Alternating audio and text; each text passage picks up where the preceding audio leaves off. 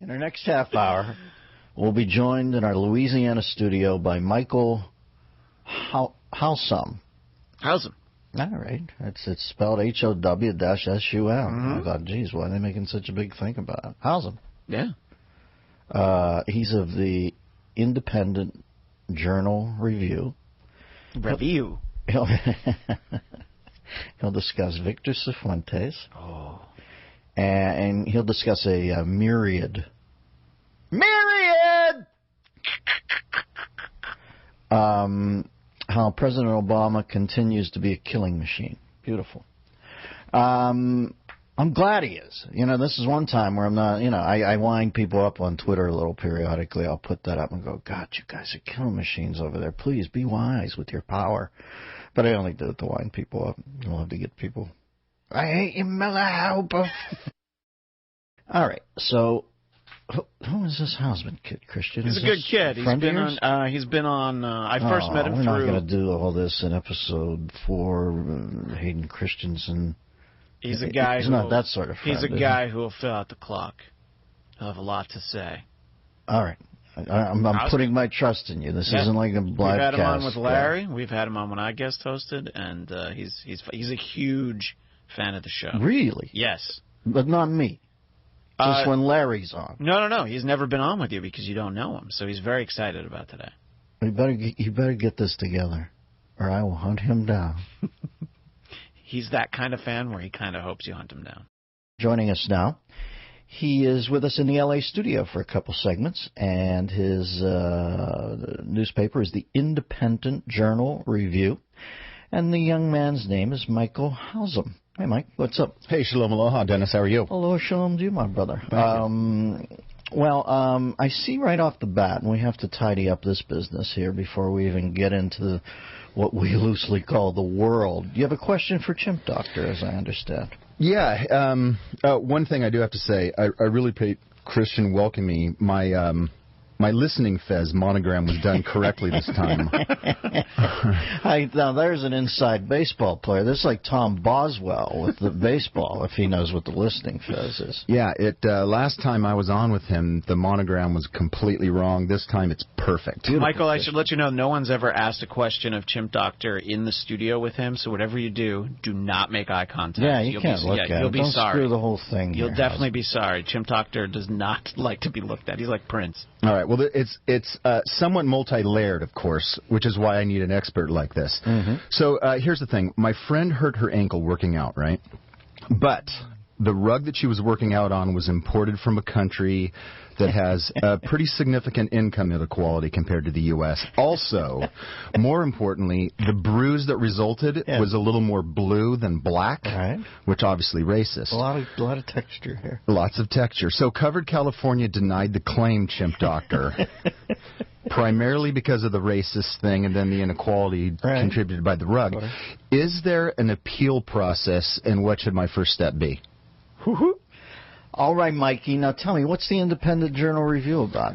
Independent Journal Review. All right. It's an online blog, and it's actually just behind Fox News, the most read conservative political blog on the web. So we're ahead of The Blaze or townhall.com or, myriad other sites like that. Oh, that's cool. Are you the head of it, or are you a writer, or what do you do over there? Who's the head of it? Who owns it? Who gets the money? That's a really good. I think it's a consortium of investment offshore, selfish, racist, hater types. All right. I'd like to think I'm the chief writer. I'm actually not. Let me interject. Our friend Larry O'Connor also writes there, correct, Michael? Yeah. Yeah, Larry O's been on board for probably about a year or so. The sweetest of men. Oh, love Larry. He's great. Now, let me ask you, let's get into some of the topics in the world today.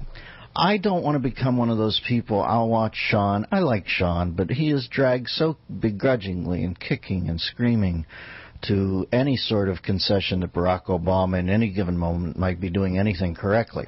I know it took too late. I hate to see us have to ante up with people getting decapitated. I know it has to reach a hue and cry in the Vox Populi 70% before they'll act, before they tell them the midterms are in jeopardy. But the simple fact is, today we are bombing, and I'm happy about it. You? Oh, absolutely. There are a lot of people that need killing. Yes. And fortunately, he has turned into a killing machine. Yes, he has. He's Curtis LeMay, man. He is a tough guy. Yeah, and it's interesting, though, that the rabid, frothing at the mouth peace protesters... they're on board now, too. We're not hearing from them. Yeah. Well, listen, we're all to some... I'm not as full of it as them, but I'm full of it. I concede that. But they're really full of it. And when their guy does it, let's face facts. Barack Obama could bomb Nagasaki and Hiroshima, and those 4 out of 10 people you always see reflected in the polls think the president's doing a good job, that would stay at 4. That's just the way the world works right Absolutely. now. I got into an argument with a guy on Facebook yesterday, and he still blames George Bush for everything, of course, and Bush never should have done anything ever in Iraq, but what the president is doing now, I know, precisely the right move. That's why you can't be on Facebook getting in arguments with people like that. They're nuts. Here's the day that I was able to assuage any of that pain in my head when I realized, all right, Bush, they've told me, is the stupidest man ever in the history of the office. Obama is the smartest man in the history of the office. He's now 3/4 of the way into his presidency, and he hasn't been able to unknot the clove hitch that the stupidest man put in. So at the end of the day, if he goes all 8 years and on his last day he wants to step up in that hangar at Bethesda as he takes off and say, I'm sorry, I couldn't get it done, the stupid guy made it too difficult, fine, that's his legacy. But for the first time, the buck doesn't stop there. And can I tell you something? I have to say it stops there, or I begin to feel racist. It's so racially condescending to me that for the first time in history, the president isn't going to get mocked if it doesn't work well. And I think, well, why would that be? Why would this guy be the first guy? So when people say, what do you think he's doing? I go, I think he's crap. I think he's crap like other presidents. It is revealed to me that people of all races, colors, and creeds can stink at that job. And, that's my take on Barack Obama. At this point, the only thing I dig about him is that he's black. Every other aspect of it, he stunk. I'm glad we have a black president, and yeah, he stinks at it. That's right. Well, the other thing that I have tried to do recently is most of the time on Facebook live an inside out. So if someone says, hey, you know what, he's doing a really good job, I say, you know what, he's doing a great job. Yeah, you have to, man. You got to flatten it out, or I'm telling you, then the next thing you know, you're into a 10-minute stare down at a cocktail party with a moron. I just look at it and go, best ever. It couldn't possibly get any better than it is this very second, right? Then you just linger and they'll look at you and say, why are you screwing with me like that? What are you talking about? Yeah, right. It's beautiful. That being said, people are all optimistic about this midterm that we're going to flip it. If we do flip it, it's going to go 51-49. I'm already starting to eye moron leaders that'll be the one to shift parties to become an important man. Who's the Jim Jeffords? That's what I'm looking into, because I don't think it's going to be anything like 54-46. I think the country digs what's going on right now. Oh, absolutely. And, the most recent poll, November 2012, told us where the country is going. And, I don't think anything different about it. In fact, I wrote an article, it was a week or so ago, that I'd read a couple of things that GOP leaders were pretty excited about 2016 prospects because Obama's ratings have cratered so low. In fact, right now, Obama's ratings are the lowest of any president in over 20 years. Really? Mm-hmm. 40? I thought it was 41 I saw on the RCP average. 41%? That's as low? You know what? The one that I saw had him into the 30s. Anyway, you know how they call 4 people at 2 o'clock in the morning, and whoever does actually put it this still way, have a I'm just landline. shocked that he's not doing worse than he is for what he's yielded. But anyway, go ahead with the premise. Oh, so the premise then being that I'd seen was that, wow, that's going to be really good for 2016 hopes for the GOP. But you make a quick run over looking at Hillary's numbers, who I would agree with you. I think that it's extraordinarily likely she's going to be our next president. Sure. Smartest woman ever, et cetera. And no matter how any GOP candidate is polled on, Hillary beats them all. Right now, today. Yeah, our only hope at this point is Hillary at some point in a hotel, out fundraising, catches a Hitchcock profile in a full-length mirror and thinks, I better forget the presidency and get into the Supreme Court because I need a dark robe at this point. This is not working. All right, we're going to take a break. We'll come back. Howes is with us for the entire hour. This is the Dennis Miller Show.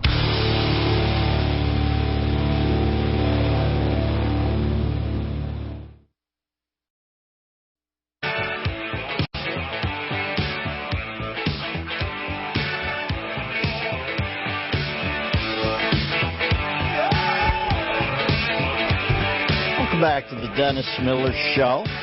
Dennis Miller here, basking in the glorious wake of modest achievement, joined by Michael Hausum of the Independent Journal Review.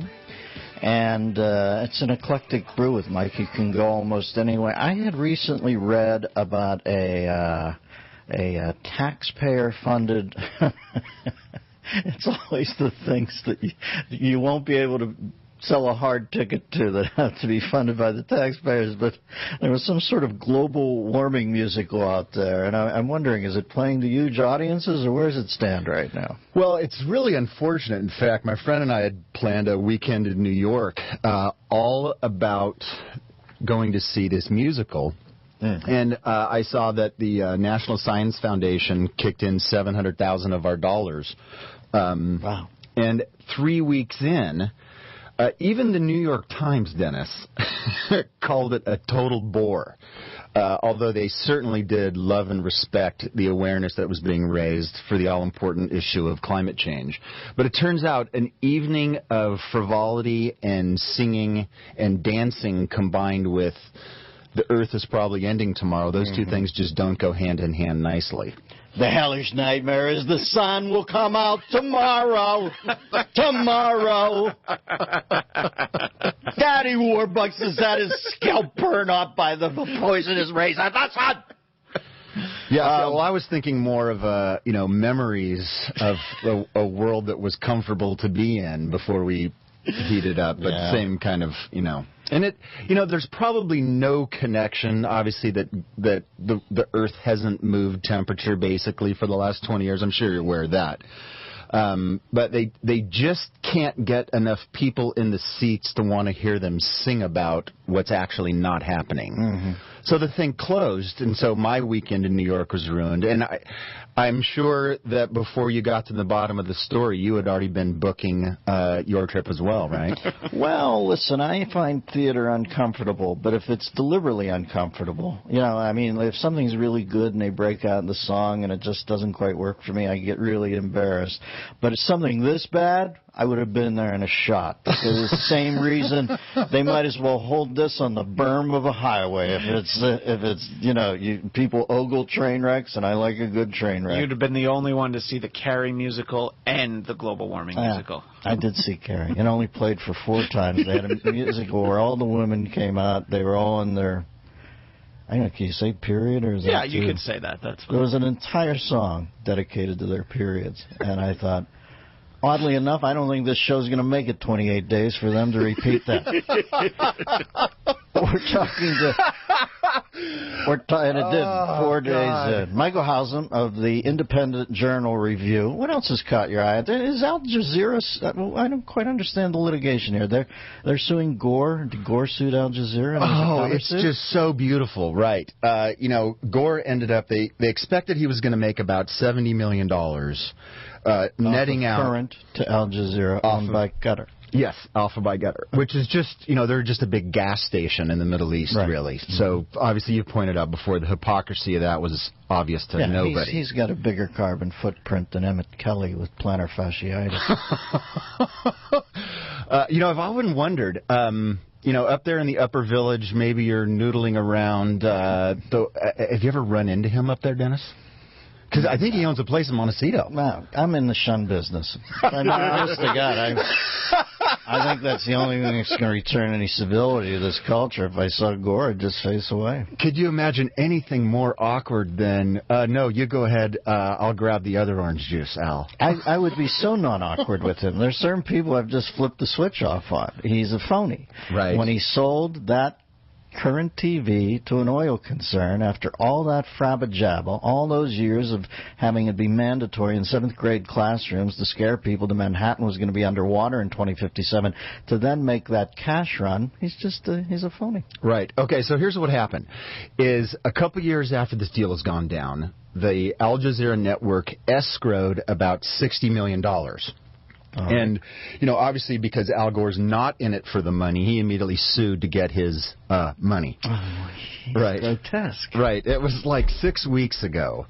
So he had only received what up to that point? 10? When we say that there was 60 put in escrow. Well, they're really fuzzy about it. The network itself was sold for $500 million, which was a massive multiple against any network that had ever been sold in the history of the world. Right. I mean, they couldn't come up with any way that was justified. So in terms of how much of the escrow dough actually would go into Gore's pocket, everything's been really fuzzy about it. But even so, he's suing to get his piece. Al Jazeera immediately responded with a not so nice comment. But then they just sued about a week ago, because what they've discovered is a lot of the contracts that Current TV had set up as part of the deal. So when Al Jazeera purchased Current TV, there's all these cable contracts around the country. That's where the revenue is coming from. None of the contracts were as advertised, so they're suing Gore back. Saying beautiful. It's the greatest story. I love this. If there was any justice in the universe, they would hold that trial in a Sharia court where he puts his hand on the Bible and comes back with no hand. And boom. Michael Hausum of the Independent Journal Review with us. And what else has caught your eye lately, Mike? Let me ask you a question. I look at the country right now and I think, my God, they're taking in so much money tax-wise, and the revenues are coming in. Sure. Now, granted, we don't do anything, I don't believe, to help ourselves. We just spend more profligately. But do you think a simpler tax system would yield more or less or be better or worse for the country?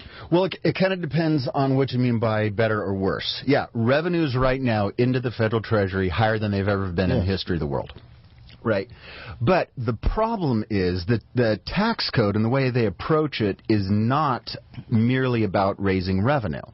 If you get the right curbside container to put out in front of your house for the correct recyclables, there's a tax credit for that. If you're driving the right car, there's a tax credit for that. So for D.C., and then also for us here in California, Sacramento, the tax code is more of a carrot and stick for behaviors we shouldn't be doing. And the money-raising part of it is, well, it's secondary. So what ends up happening is literally the federal tax code right now is almost 80,000 pages long. So since we've been on the air, you've already done something to violate the tax code. I mean, you just know it. You have to give them this, though. Their ingenuity in herding us up on the things that are essentially non-palatable for somebody who believes in individualism is brilliant. I mean, they are subtly hurting us with stuff like you said, tax credits and stuff like that. Once you tip the entitlement thing over more than half the people are getting something. I think there's been a full-bore coup d'etat take place, and I don't know that it's coming back. But I don't admire their ingenuity in real-world ways, but I must say, Democrats, progressives, liberals, whatever you want to call them, have been absolutely brilliant at subtly taking over the country, I believe. Sure, and if you raise your hand and say, hold on a second, then it's, well, wait a second, do you want your aluminum cans to be mixed in with your tin cans in the garbage? Or do you think that you should be driving a car that doesn't get powered by a battery? Why do you hate the planet? So you can't object to it on a factual level, or then to just point out, well, why don't we just figure out a way? How much money do you owe? Everybody kicks in, $1 out of every sawbuck they bring in, and that's the end of it. Well, that's a Norman Rockwell litho. I'll be honest with you. I think they've swept the field. I have to watch saying it here on a day-to-day basis because people think I'm defeatist, and I often posit back, what if I'm just accurate? I think they've won this thing. And I think somewhere down the road it'll crash out because the numbers don't seem to make sense, and there'll be something akin to 1929, and then there might be a reboot. But willing it, wanting it, voting for it, any of that right now, I just don't see it. Michael Housen's been with us. Sorry, Mike, I filibustered there. We're up against the end of it. The Independent Journal Review, and I can see why Larry O is so fond of him. Had a nice time. Thanks, Mike. Hey, Dennis, thank you so much. Have a great afternoon, man. All right, babe. Okay, bye.